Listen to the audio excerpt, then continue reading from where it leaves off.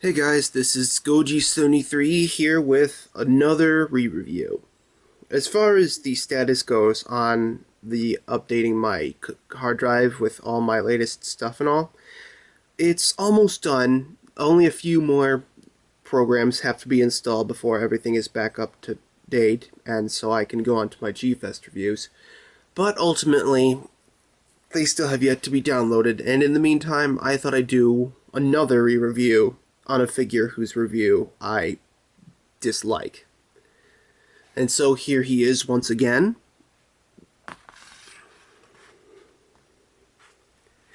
Armored Mephilas from Ultra Galaxy Neo. Now the reason I am doing this re-review on him is because, quite honestly, his review is perhaps my least favorite of the ones I've done. It was intended to be another gimmick review, which was to pretty much parody me while we were doing the whole Four Heavenly Kings thing before it got out of hand. And so I really didn't complete it, essentially, and so it turned out to be a really big mess. So yeah, I'm just going to re-review him to sort of compensate for how poorly that first one was done. But anyway, let's get on to the review. First off, his history. Now with Armored Mephilas, he is essentially Alien Mephilas, or a Alien Mephilas, but he's only appeared twice so far. His first appearance was in the series Ultra Galaxy Neo, Never-Ending Odyssey, in which an alien Mephilas was defeated by an alien Temperer prior to a battle earlier on, and was left for dead.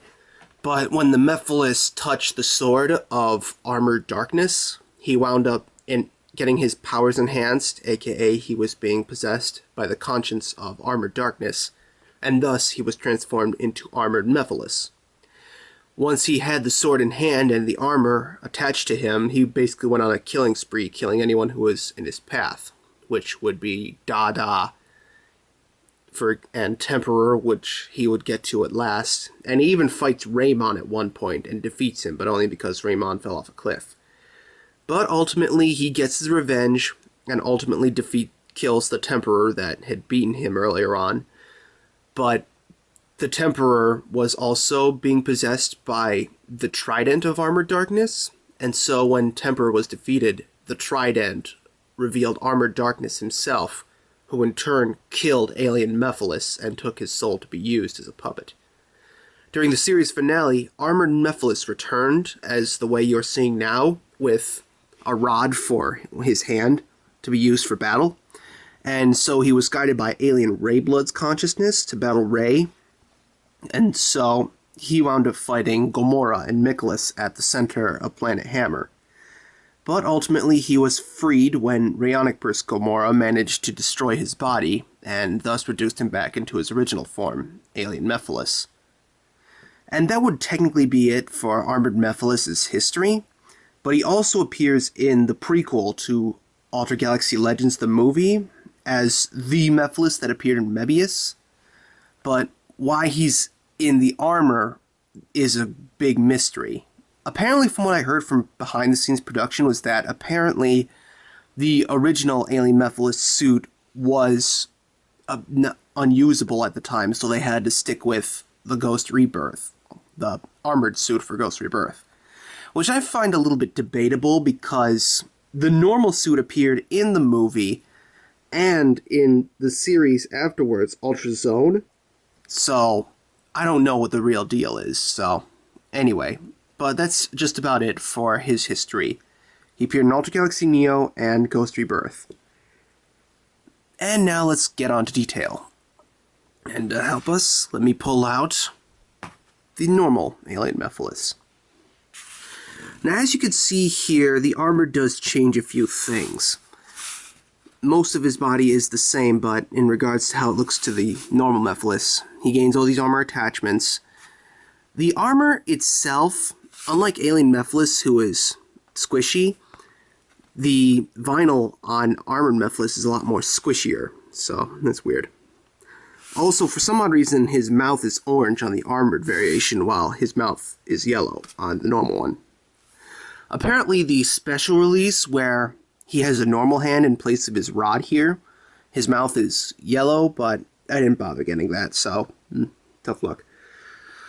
Anyway, apart from the differences, this is pretty much what he looks like in comparison to the original, so. Oh, also, if you notice, I don't know if you can that well, but when wearing the armor, he looks a lot more slender, I want to say, whereas the original looks a lot more bulky. This is obviously a new mold that was made for Mephilas, so he's not just the same figure in general, he is a completely new mold, so yeah, I just wanted to show that off. And as far as detail-wise goes, he is pretty spot on. I mean, he is pretty accurate to how he looked in Neo, so yeah, in regards to how he looks, yeah, he's pretty good. Now, as for superpowers, now normally I assume he'd have the same superpowers as the original Alien Mephilas, but he does have a few that we do see while he's in armored form. As a giant, he's able to fire these blue electric projectile attacks from his hand, as well as create a shield when he uses it to fight Gamora. And that's pretty much his only superpowers in Neo. Whereas in Mephis Ghost Rebirth, he has those same powers, but his sword also lights up with energy, so that's just about it for superpowers. It's assumed he has the original, plus those three that I stated, the energy blasts, the shield, and the sword lights up for an energy-based attack, and that's about it. And yeah, that's about it for superpowers. Now, as for articulation, unlike the original Mephilas figure, he only has two, which of course are the arms, as you saw.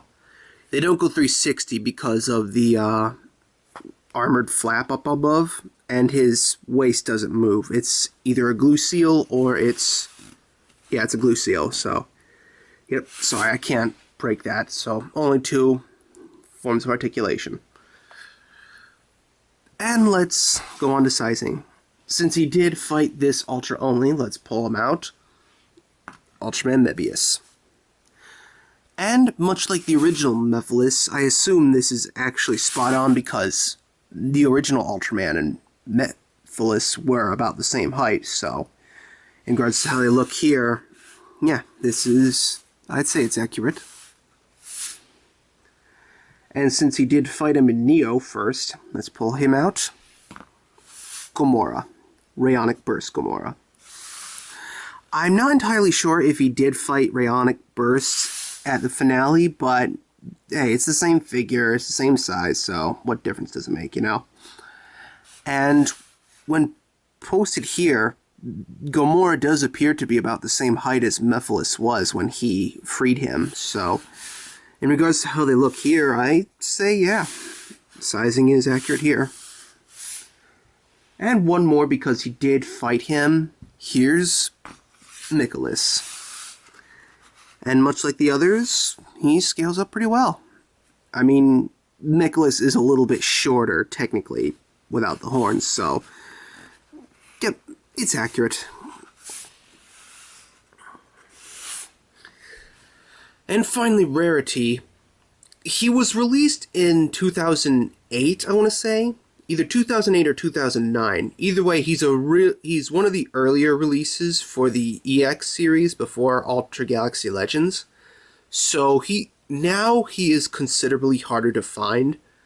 So I'd consider him moderately rare, at least as of this year of 2012. So yeah, he's pretty much become as rare as most of the other EX figures now that have been released in like 2009. And so that's it for this re-review. History is short. He is Mephilas, so if you know Mephilas, you'll know his history. Detail is pretty accurate. Superpowers has a few new ones. Sizing is accurate. Articulation only has 2, and Rarity is pretty high. So overall, in regards to the original Mephilas, I'd give him about an 8 out of 10. And he's pretty much, like I said, he's Mephilas but with armor. So, either or, if you like the original Mephilas, but you can't find him anywhere, you can get this guy. He's a decent replacement, or whatever. And so that's it. I hope you enjoy this re-review.